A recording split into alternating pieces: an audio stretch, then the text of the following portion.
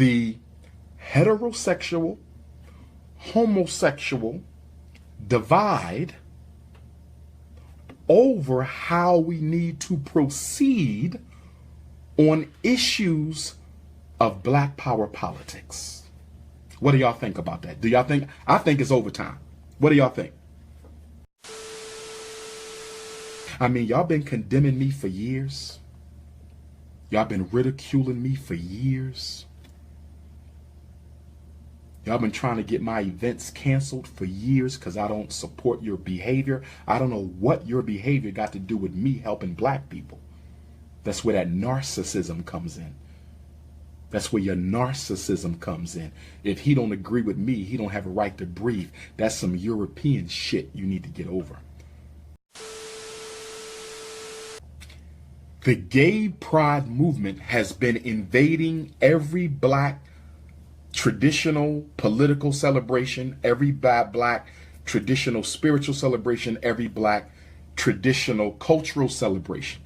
Anytime black people say we're going to celebrate our ancestors, we're going to celebrate civil rights, we're going to celebrate the end of slavery, the black gay movement comes in and says you have to celebrate homosexuality, lesbianism, transgenderism, bisexuality. Okay? And remember, we're not dealing with whether you agree with it or not. The question is it appropriate for every movement, every celebration we have to honor the black legacy, the black experience, black freedom, and black life? Is it acceptable to have it co-opted by homosexuality? In other words, when we're celebrating something that had nothing to do with gay life, when we're celebrating something that has something to do with black existence, African people, is it acceptable for the homosexual movement to come in and say, since you're celebrating anything, you have to celebrate everything? Since you're celebrating anything, you have to celebrate everything. Okay?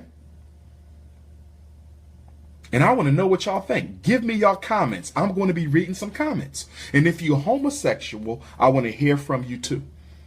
If you homosexual, if you lesbian, if you transgendered, if you bisexual, metrosexual, promosexual, protosexual, part-time bisexual, whatever you into, we want to hear about it. Okay? The black church has already been taken over by the LBGT. The black church, they're scared. They're scared. They're scared. They're never going to speak out against it. You got a few churches, but most churches are done. They're done. NAACP, done. Urban League, done. Black fraternities and sororities, all of you have given in. All of you have given in to the gay movement. Okay? We have very few organizations who are willing to say we don't agree. Not that we dislike, not that we hate. We don't teach hate. It's not about hate. But we got to have conversations as family. We got to have a dialogue. We have to reason with each other. See, the problem is we got some of us who think that the only way we can solve our problems is to argue and debate all damn day. Some of us believe the only way we can get through this is with conflict. And then we got others of us who believe that it's okay to disagree without being disagreeable. I'm going to tell you what I'm willing to do. I'm going to tell you what I'm willing to do. I'm going to tell you what I'm willing to do. I want to host, and this is a direct, it ain't no challenge because ain't nobody going to war with each other. We family. It ain't no challenge because ain't nobody going to war with each other. We family. But I want some of the leaders of the black. I don't want no white folks. This ain't got nothing to do with them. This ain't got nothing to do with them. This is about us. But I would like to have a series of town hall meetings. Let's do one in the East. Let's do one in the Mid-Atlantic. Let's do a Southeast. let's do a Midwest, let's do a Pacific Northwest, and let's do a Southwest. Let's do about 6 community town hall meetings, respectful, no cursing, no arguing, no accusation, about the heterosexual, homosexual divide over how we need to proceed on issues of black power politics. What do y'all think about that? Do y'all think? I think it's overtime. What do y'all think? What do y'all think? No, I don't want this to be, no. What do y'all think about that? What do y'all think about that? They can be free. They can be free. Okay, what do y'all think? Is it time, brothers and sisters? Is it time? Okay, is it time? I mean, so for the homosexual community, I am issuing a respectable to the black LBGTQI. To the black LBGTQI. I am issuing a respectable request for a series of town hall meetings to discuss the divide between the heterosexual, which I represent, and the homosexual communities over the way forward for black power. We may not come to a conclusion or agreement, but I think the dialogue can be healthy. I'm a psychologist. We believe about dialogue. Process is progress. Process is progress. Process is progress. I mean, y'all been condemning me for years. Y'all been ridiculing me for years. Y'all been trying to get my events canceled for years because I don't support your behavior. I don't know what your behavior got to do with me helping black people. That's where that narcissism comes in. That's where your narcissism comes in. If he don't agree with me, he don't have a right to breathe. That's some European shit you need to get over. But I'm willing to have this conversation. Let's do this for the community. Okay? We'll have security there, nothing to worry about, water. It's going to be a very respectable, we're going to hear from those in the heterosexual community who don't agree and are not looking for the collaboration. We're going to hear from those in the homosexual community who at one time says their sexual identity should not matter, but then every other time wants to force their sexual identity into the conversation. So there's a contradiction, because on the one hand, you say my sexual identity shouldn't matter. Why y'all paying so much attention to my identity? And then the very next breath, you're forcing your identity down everyone's throat. So that's a contradiction. That's like saying the fact that I'm a Pan-Africanist shouldn't matter. But soon when I show up, all I want to talk about is Pan-Africanism. Well, if it don't matter, why you keep forcing it to the forefront of the conversation? So, no, it's not going to be a showdown, brothers and sisters. We're not looking for conflict. We're not looking for conflict. We're not looking for conflict. I don't do that. I don't do that. I don't do conflict. I don't do debates. I'm not into that. I'm looking for articulate, grassroots based. Don't bring me no bougie homosexuals.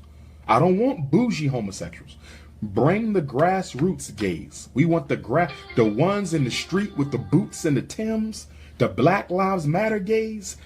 Bring those. That's who I want. I want grassroots gays. We at least have to be on the same we have to be on the same spectrum as it relates to political and community. Don't bring me no bougie gays. Bring me grassroots LBGT. Okay? And I'm going to come with my grassroots, unapologetically African squad. And we're going to have it's not a debate. We're going to have a conversation, and then it gets opened up to the audience, and the audience will be allowed to conversate. Now, I'm going to tell you my biggest concern. Do y'all want to know what my biggest concern is? It's not the panel.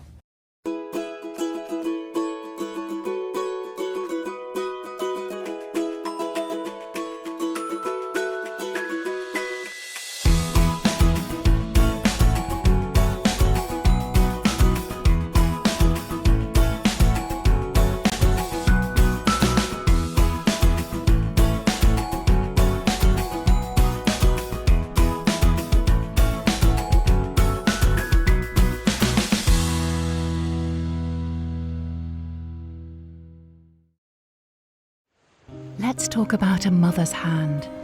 The hand that holds you close and prepares you for new beginnings.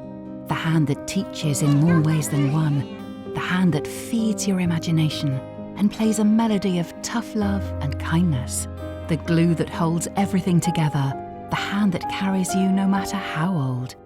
A mother's hand always chooses the best. Almarai Fresh Milk. The difference is in mother's hands. My biggest concern is not the panel. I'm going to tell y'all my biggest concern. Y'all want to know what my biggest concern is? Some of y'all probably already know what I'm going to say. Some of y'all probably already know what I'm going to say. I have two big concerns. Okay? My first concern is infiltration by the FBI and the CIA. Remember what they did with Dr. King's sanitation workers march in Memphis, right? They sent paid agitators to turn the march into a riot. I'm concerned that the FBI will send paid agitators into this community seminar, community town hall meeting, to try to provoke violence and agitation. So COINTELPRO, I'm concerned about that. So we're going to have security volunteers from all New Black Panther Party security, different organizations. Okay. So that's one concern. COINTELPRO. Okay. Why would the FBI do that? That's a ridiculous question. The reason the FBI would do that, sister, is they want to destroy anything that they consider to be progressive. Listen, even if we decided that we were not going to fight each other, I'm cool with that. I don't fight the gays anyway. They fight me. But if we could just say, let them struggle how they want to struggle and we're not going to attack, which I don't anyway. If the homosexuals say, listen, we're going to leave Dr. Umar alone. He ain't disrespected us. And as long as he don't disrespect us, let him do his work. We ain't going to bother him. And he going to let us do our work. And he ain't going to bother us. That's a respect. That's a respect. That right there would be a monumental breakthrough. Because y'all be blocking me every chance y'all get. That right there would be a monumental breakthrough. But even if we didn't get that far, the conversation alone, the process would be progress. But my biggest concern